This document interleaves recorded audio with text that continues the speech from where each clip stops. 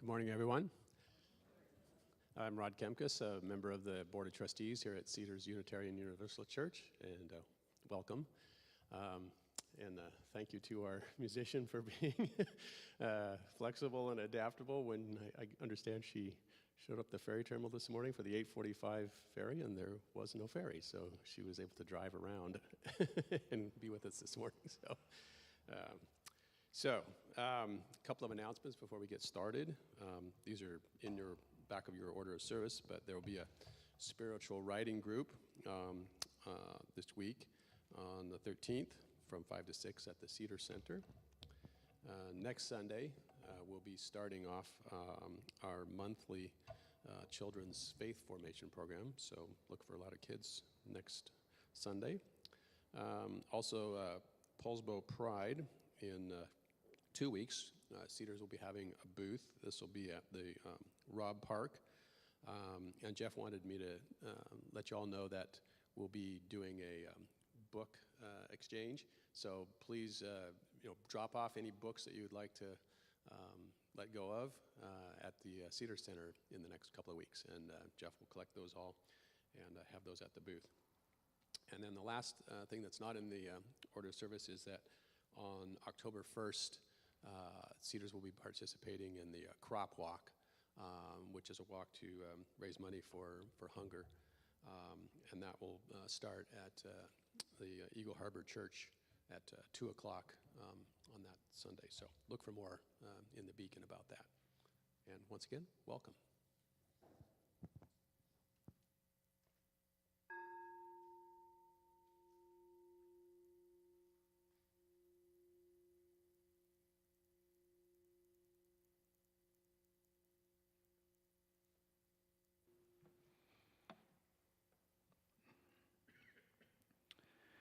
I invite you to join me in taking a breath, breathing in and out. We gather today in celebration of life-giving, life-sustaining water. And for our opening words, I offer this blessing titled, "In Praise of Water" by John O'Donohue. Let us bless the grace of water, the imagination of the primeval ocean where the first forms of life stirred and emerged to dress the vacant earth with warm quilts of color.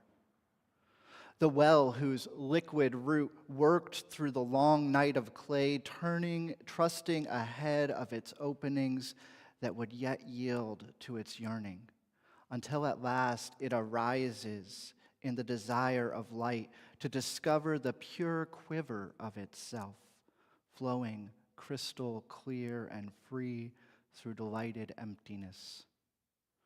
The courage of a river to continue belief in the slow fall of ground, always falling further toward the unseen ocean. The river does what words would love, keeping its appearance by insisting on disappearance, its only life surrendered to the event of pilgrimage, carrying the origin to the end, seldom pushing or straining, keeping itself to itself everywhere, all along its flow, all at once with its sinuous minds, an utter rhythm, never awkward. It continues to swirl through all unlikeliness with elegance.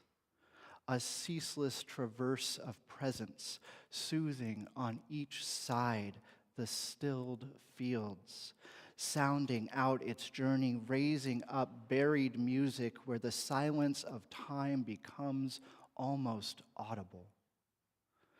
Tides, stirred by the eros of the moon, draw from that permanent restlessness perfect waves that languidly rise and pleat in gradual forms of aquamarine to offer every last taste of delight at the altar of stillness inland.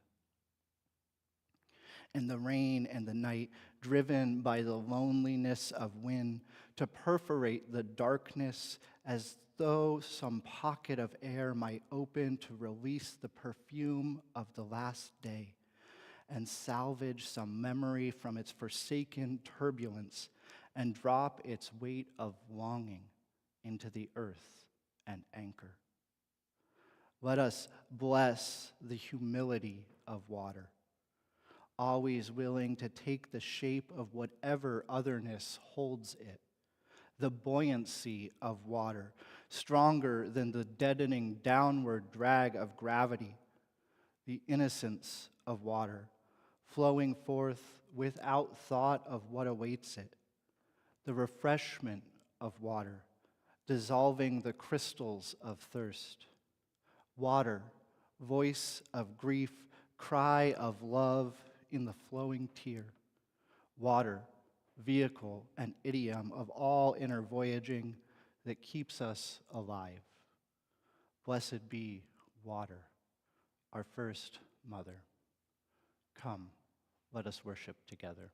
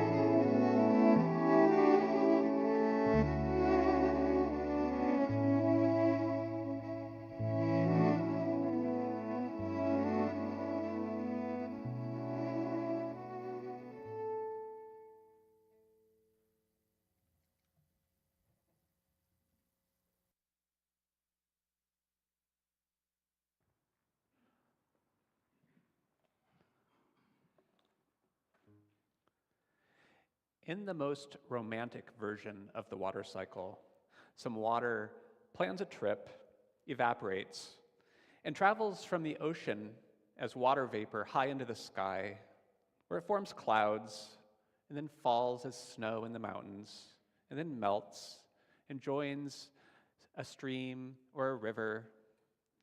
Yearning to go home, it goes to the ocean with stories of great adventures for all of its water friends. In the less romantic version, the trip fails to go as planned, and the water ends up in a glacier or stuck in a lake or as groundwater when it finally returns to the ocean and it is remembered by none of its water friends. A few years ago, Arlene and I spent some time in Mammoth Lakes, California. Our journey followed the romantic water cycle closely. We planned, we started near sea level. Although we failed to evaporate, we found ourselves in the sky. Mammoth Lakes is at 8,000 feet. And while not snow, we still reached the top of mountains, such as Mount Mammoth and Mount Dana. When it was time to leave, we failed to melt, but we joined a river of traffic on I-5 returning home. We have noticed a strange phenomenon. However long a trip is, once 90% of it is over, it feels time to be home again. On a trip of a week, maybe the last day, it feels like it's time to be home. Our trip to Mammoth Lakes was 6 weeks.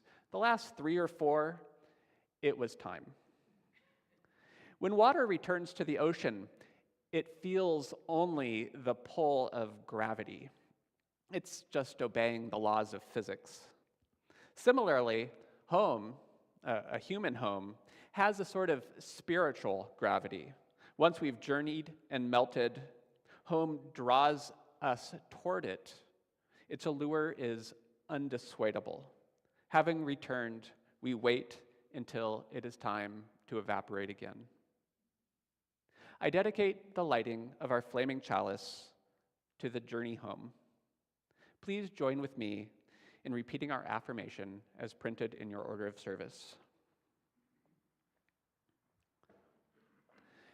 As we come together to worship, we remind ourselves to treat all people kindly because we are one family, to take good care of the earth because it is our home, and to live lives full of love and goodness because that is how we will all become the best that we can be.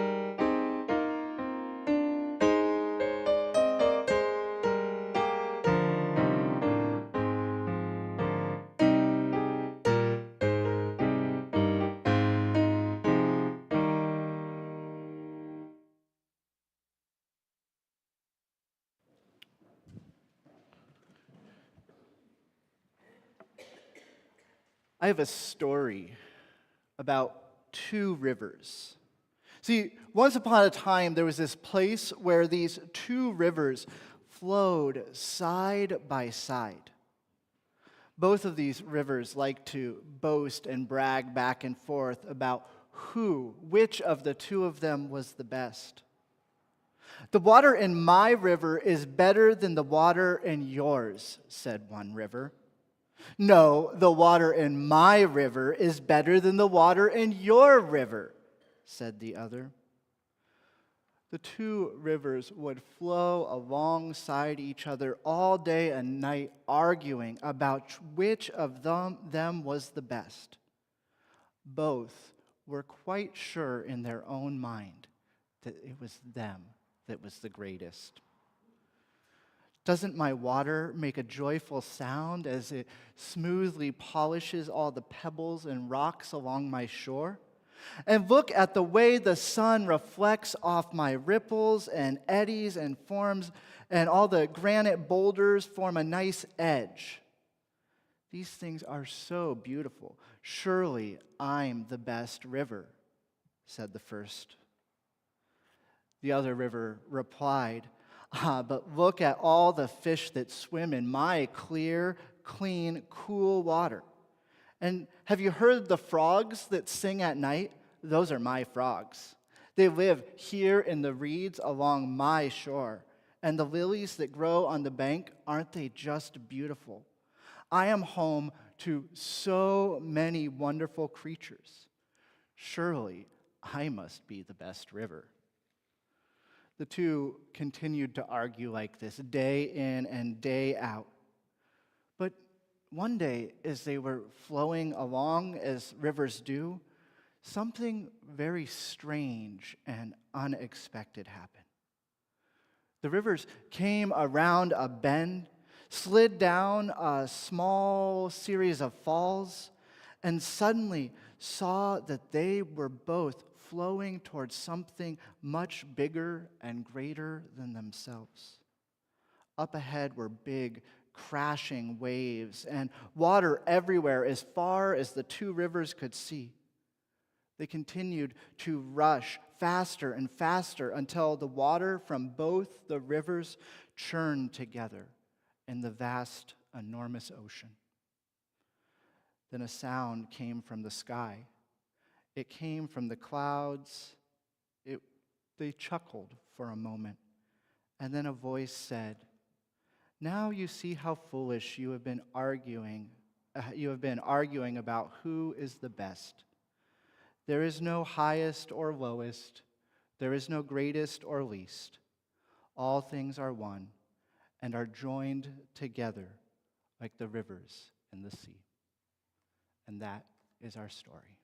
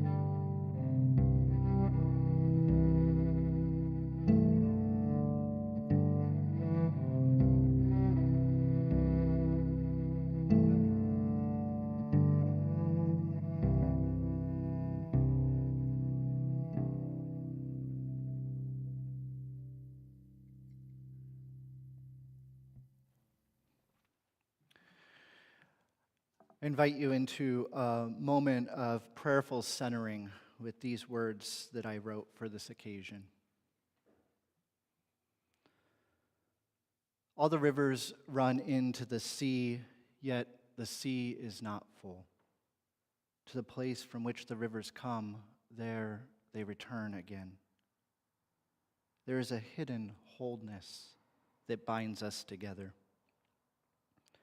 an interconnection that when we gather and pause in moments like this, we can feel. Breath by breath, drop by drop, moment by moment, we exist. All the rivers run into the sea, and yet the sea is not full. To the place from which the rivers come, there they return again. Water reminds us of this wholeness. The way it cycles on circuits from sky, land, and sea, in on itself again and again and again, breath by breath, drop by drop, moment by moment, we exist. There is a wholeness in the tides of life and death and rebirth. There is wisdom in the rain and snow that falls and flows into streams and lakes, seeping into aquifers, but somehow always arriving back to the oneness of its origin. All the rivers run into the sea, and yet the sea is not full. To the place from which the rivers come, there they return again. Breath by breath, drop by drop, moment by moment, we exist as part of this wholeness. Amen.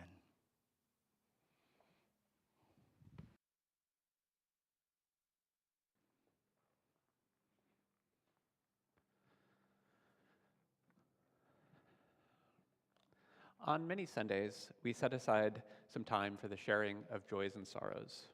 If you have a joy or a sorrow that you would like to share, please come forward and in a few brief sentences, share your joy or sorrow.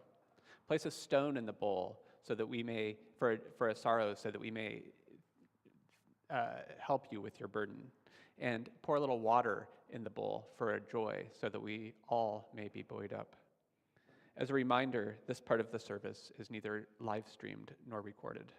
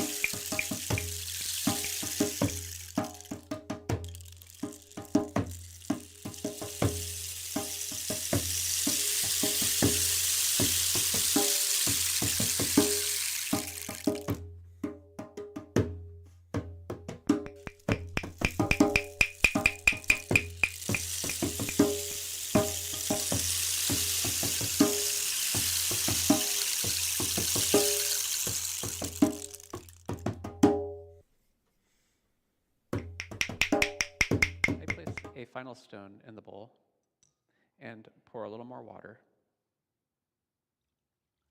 for all of the joys and sorrows that remain unspoken, held delicately in our hearts.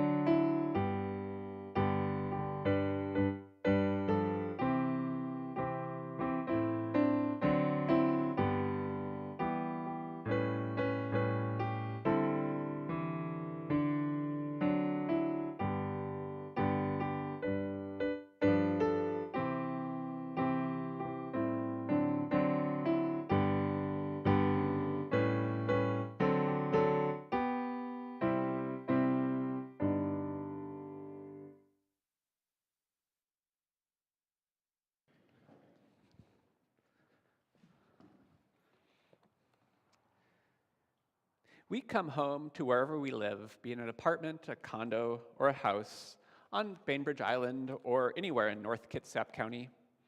We also come home to Cedars Unitarian Universalist Church. And when we are here, we want to continue to find peace and joy and love and strength. Pain and tears, not so much. We can ensure that Cedars will remain a place to which we can return as long as we give generously. Well, the ushers come forward to collect the offering.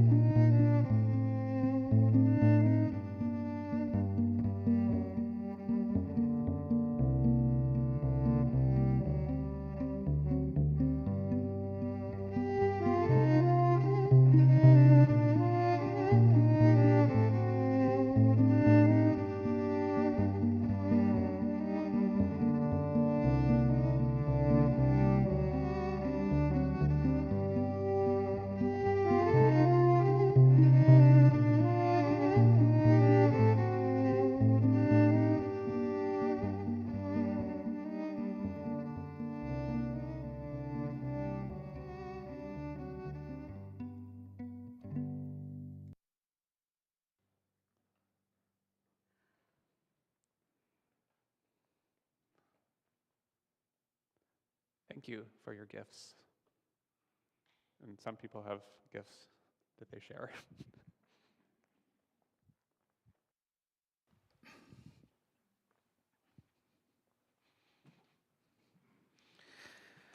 Gregory, you left a mess. Thank you.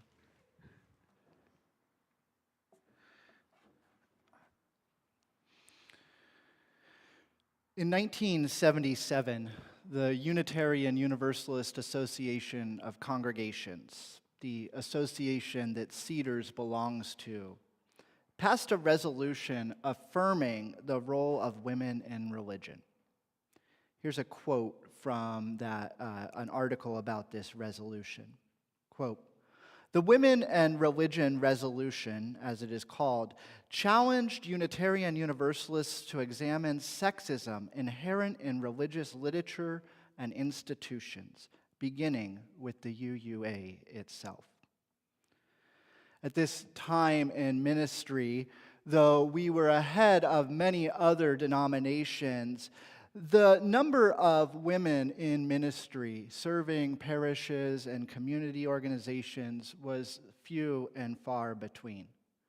We've come a long way since 1977. In fact, I believe it's close to 62% of our clergy now are female identified, with others who are, genderqueer or trans, and with men like myself now being less than half of the ministers, which I'm okay with.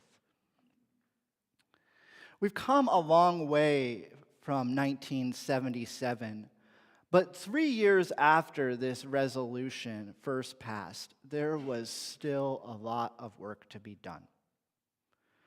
And the ceremony, the water ceremony that we are celebrating today, came out of the start of that work. Here's a quote from a Harvard Square article on the topic of the first water ceremony. The first water ceremony was part of a worship service titled "Coming Home, Like Rivers to the Sea," which was designed for UU women at the UU Women and Religion. It was designed for the UU Women's Religious Continental Convocation that was held in East Lansing, Michigan in 1980. The worship service was constructed by Lucille Shuck, Longview, and Carolyn McDade.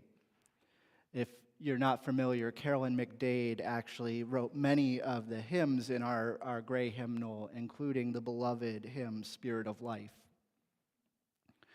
Turning back to the water ceremony in 1980, the purpose of this ritual was to call together liberal religious women and invite them into a symbolic ritual, an act of collective strength and courage, to reflect the spirit of what this ritual originally tried to capture.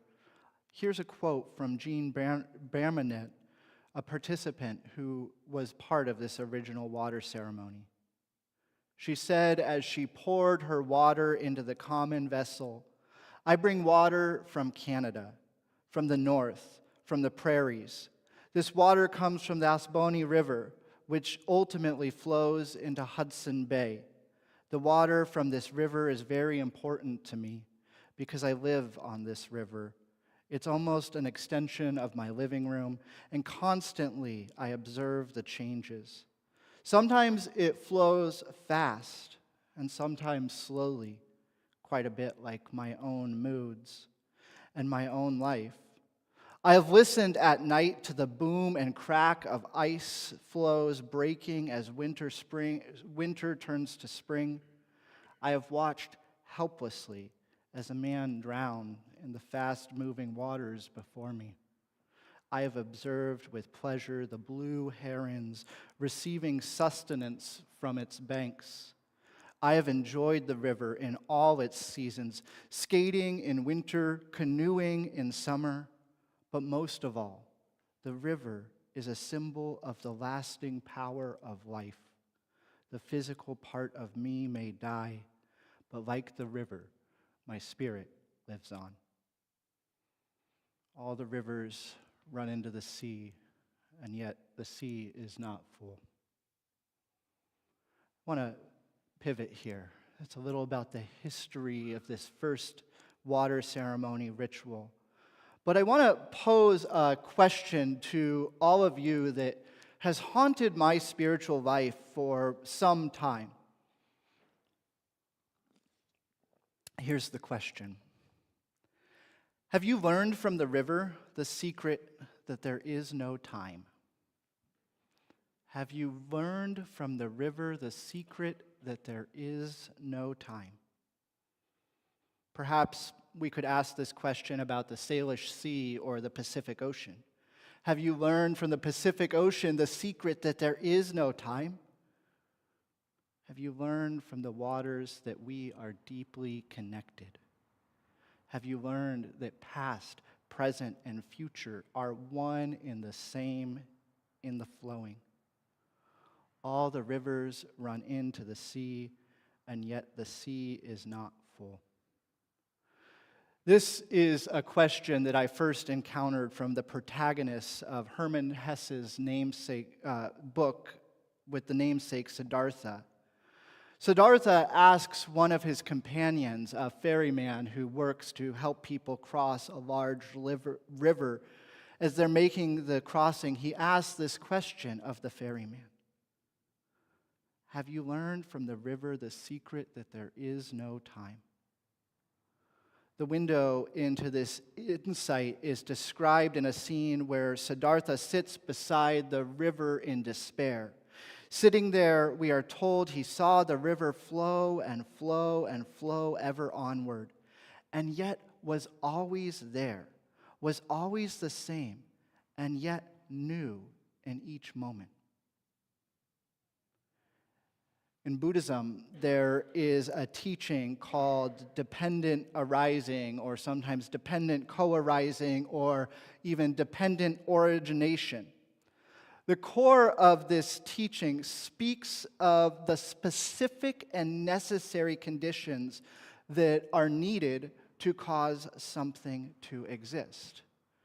In dependent co-arising, it is believed that each moment comes into being because each thing that exists as it does, causing the moment to exist as well.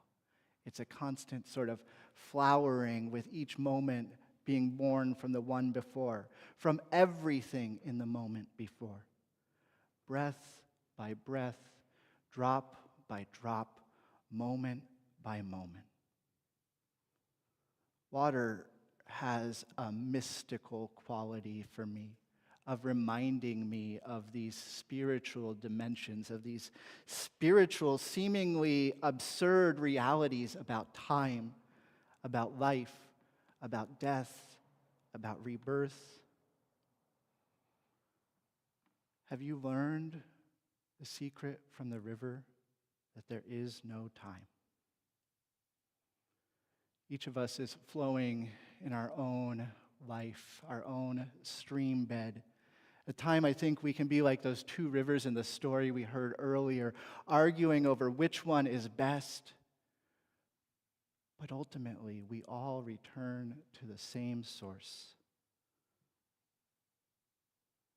I want to invite us in a moment to come forward, and we're going to mingle some waters in our own water ceremony ritual.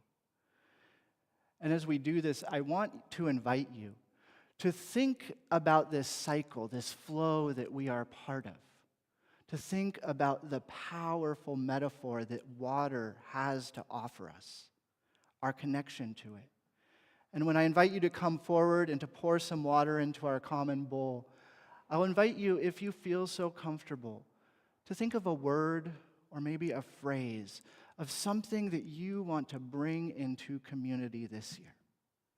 Maybe it's here in this community or in your family. Maybe it's a community somewhere else you belong to. But to think about your life and the connection that we share with water, and to pour the water and affirmation, mingling like those women in 1980 did, our hopes, our aspirations, our stories together. letting all the rivers run into the sea, knowing that the sea will never be full, knowing that we are all on a journey home. And so now I'd like to invite, and I want to invite, I think, section by section just, and we'll come forward. I have the microphone. If you brought some water with you, you're welcome to pour it in. There's also some pitchers of water here. If you forgot yours at home, you're welcome to pour some water. Ultimately, all the water returns to the same place. And could I get a little music? And I'll invite this section to come forth. If you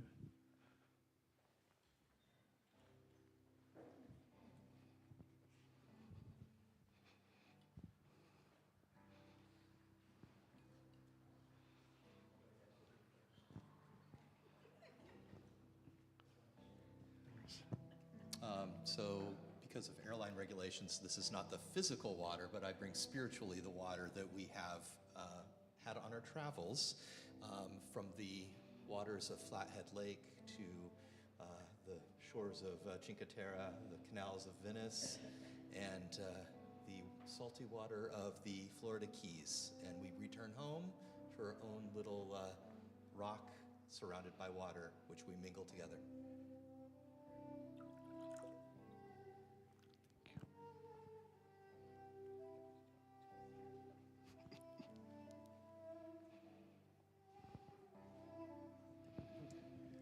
So this is for a year of water experiences from mountain hot springs, tropical rivers, and the cold Pacific Ocean.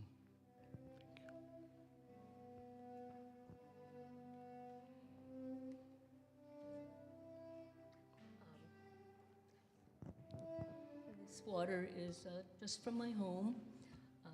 I too have sort of a mystical connection to water. It's central to my life, my beliefs. It's very meaningful. And my word or wish is for harmony.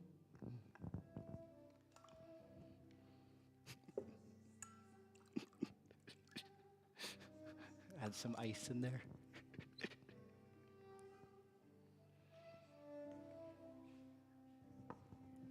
Water speaks to me of connection.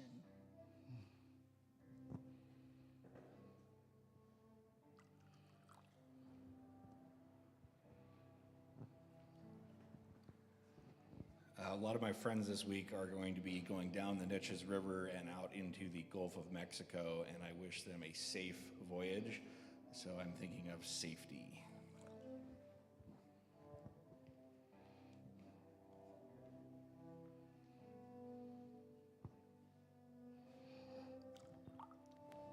This is just tap water.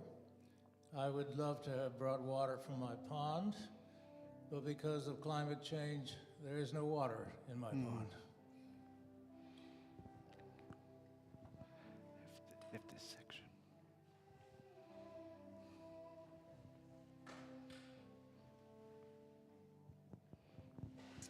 I'm pouring water from Blue Lagoon, Iceland, which comes from a geothermal power plant. Leftover water, recycled for people. Thank you.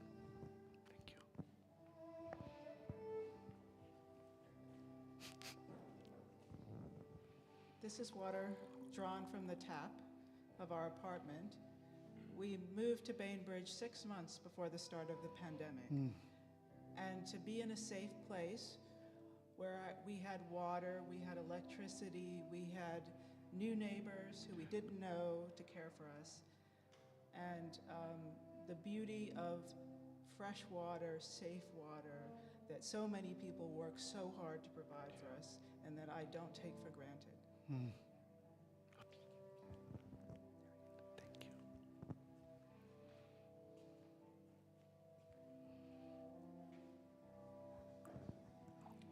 We haven't traveled, but we brought water from deep in the ground here on this island, surrounded by the Salish Sea.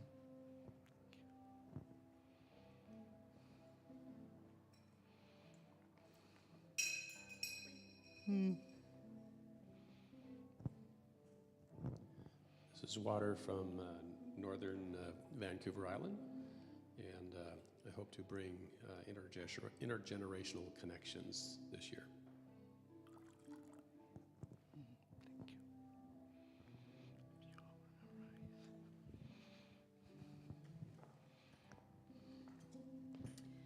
I pour this water to honor our voices. May we all bring our voices to Cedars this year.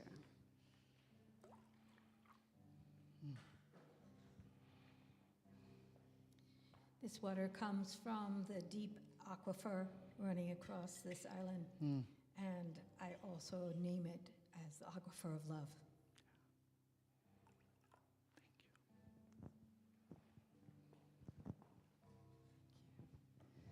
So my word for this is precious, and that is that how fortunate we are in this country and in this land to have available water, but how in many other countries they do not, and how we might remind ourselves that it is indeed precious.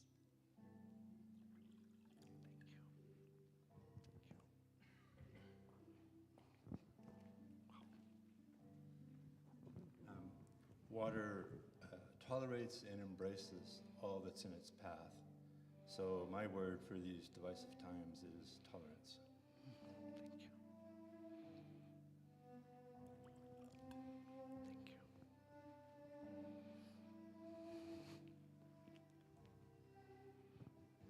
I have a deep connection. I grew up in New Jersey, and my parents have a house on the Jersey Shore, and they're selling it after 45 years to move here full time, which is sad, but I love swimming in the ocean, and there's my connection to water. My word for the year for our family is ease.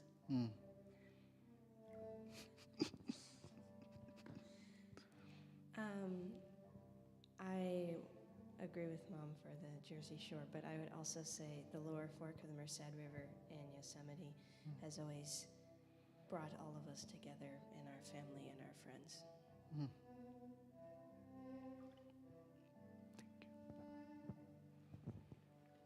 When I visit Malawi, I never go a week without hearing someone say, "Water is life."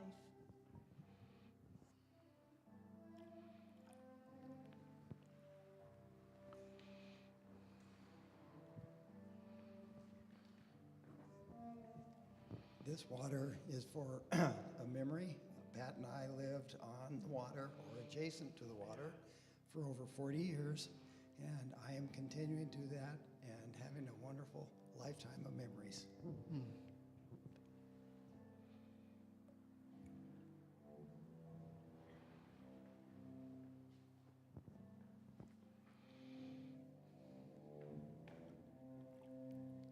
Generosity.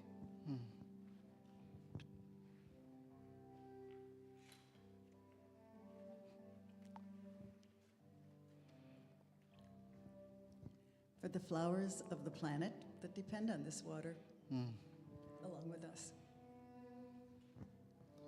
For the love of our community.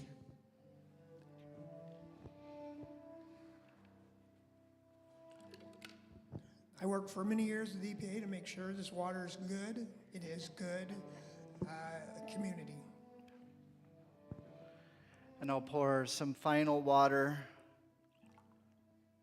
to represent all of those waters, those life-giving waters that have not been voiced in this space. For all of those deep and sacred connections that we share with water and that we share with each other in the oneness of what it means to exist.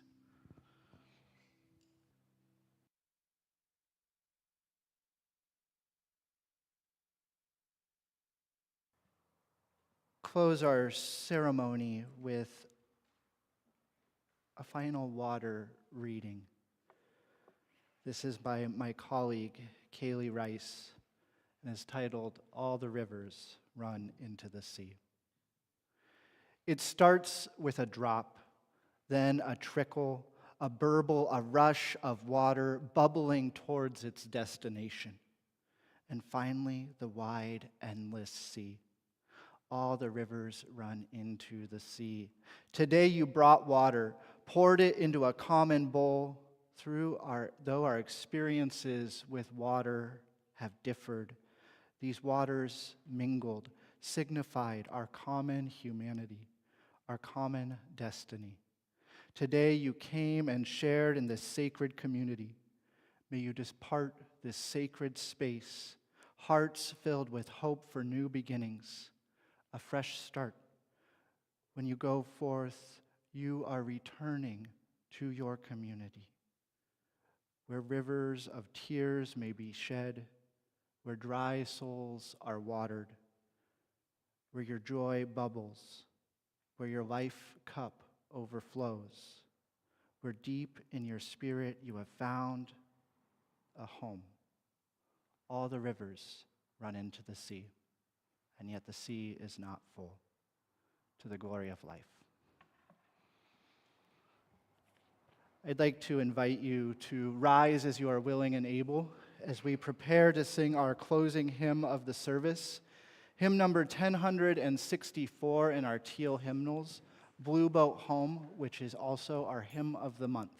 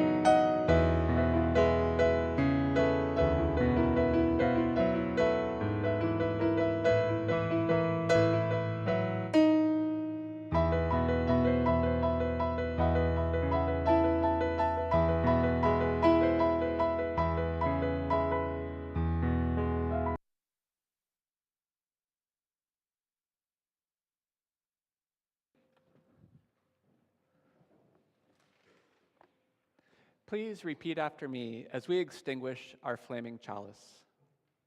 We extinguish this flame, but not the light of truth. The warmth of community or the fire of commitment. These we carry in our hearts until we are together again.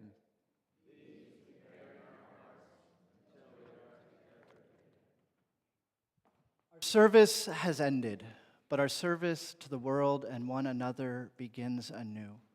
May we flow forth from this time together as a force of deep love and compassion, affirming our interconnection.